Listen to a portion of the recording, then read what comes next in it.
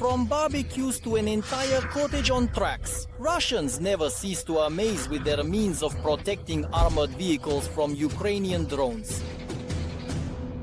In reality, the awkward iron frames that Russians weld onto their equipment create more inconveniences than protection. Tanks lose their firing range, the equipment becomes cumbersome, and the crew is almost deprived of the ability to quickly exit a damaged vehicle. The tank does not fulfill all the functions intended for armored vehicles. Essentially, it's about providing fire support to infantry units during their direct assault on the positions of the armed forces of Ukraine. But the Russians do not stop. At some enterprises, real assembly lines have already been set up to install this scrap metal on armored vehicles. Even more so from the so-called barbecue grills, they have moved on to installing solid screens over the entire hull, which people have already nicknamed Tsar Shed. How effective is it? Is it capable of protecting the crew? And overall, is there any point in such a design? This is what we'll discuss today in Arsenal.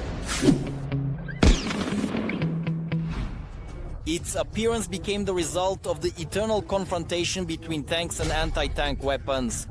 With the start of the war in Ukraine, this confrontation has reached a new level. The accuracy of artillerymen today has been replaced by the reflexes of drone operators.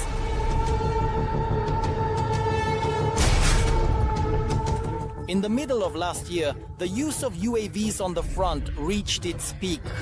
On both sides, there was talk of producing millions of drones.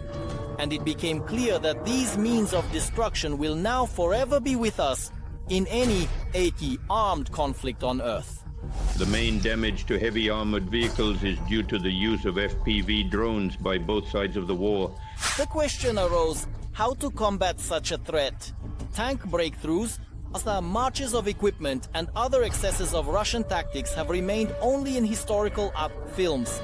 In reality, the Ukrainian armed forces repeatedly stopped columns of armored vehicles with tanks and IFVs without any losses to their units, using only drones. The first trial solution to the problem was iron grills that the Russians began welding over the most vulnerable part of the armored vehicles, the turret. On the internet, they were immediately dubbed barbecue grills. And frankly speaking, this even had a certain positive effect. A simple attack from above by dropping munitions from the Ukrainian armed forces became less effective. Shells would ricochet off the grills, or, in the case of detonation, only the metal structure would be damaged, leaving the vehicle itself unharmed. As a result, it was not possible to destroy it on the first try, but only with a series of accurate hits. Yes, it was effective for a certain period until the Ukrainian Defense Forces found a countermeasure. There have already been multiple instances of objective control data indicating the destruction of such grill tanks. This includes destruction in the Krasnohorivka area and in the Chasiv Yar direction. The countermeasure was quite simple in essence, but not so simple in execution. FPV drones now had to not just hit the turret, but fly relatively under the grill. Small drones began to be equipped with shaped charge munitions.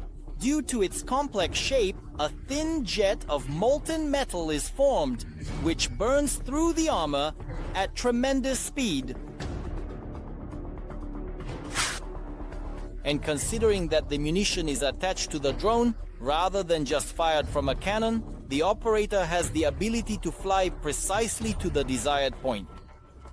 When installing protective screens between the equipment and the structure, leaving at least a meter.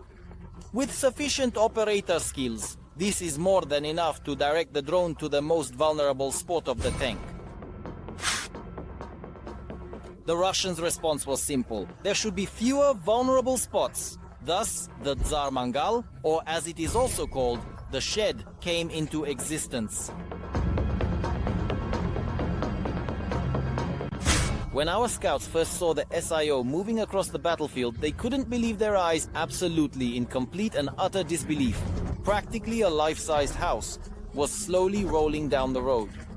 When the image of the advanced Russian protective equipment was detailed online, it became clear now the second army in the world will be welding metal on all sides of its surviving equipment. Contrary to the apparent reliability from simplicity, the design flaws immediately became apparent. The first and most important issue is that the tank, in this form, no longer fulfills its tasks. The multifunctional equipment simply turns into an ordinary, self-propelled artillery unit.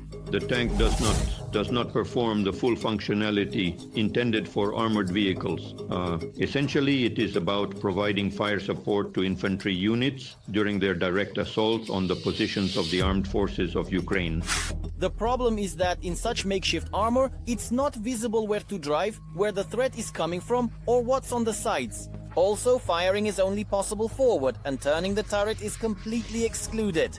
Moreover, if the enemy is on the side, the entire tank has to be turned around, which in combat conditions almost guarantees destruction. The sheds that are welded on for protection against FPV drones have proven to be completely ineffective. Additionally, the welded sheets of metal have significantly increased the overall weight of the already heavy tank. In conditions of mud, snow, or simply unstable ground, the vehicle loses maneuverability and is simply unable to move, and the additional weight prevents it from being pulled out of a trap or evacuated if hit. In the area of Krasnogorovka, it detonated on anti-tank mines, and the welded construction specifically prevented it from being transported. That is, additional units of heavy armored vehicles were involved, which were struck using FPV drones.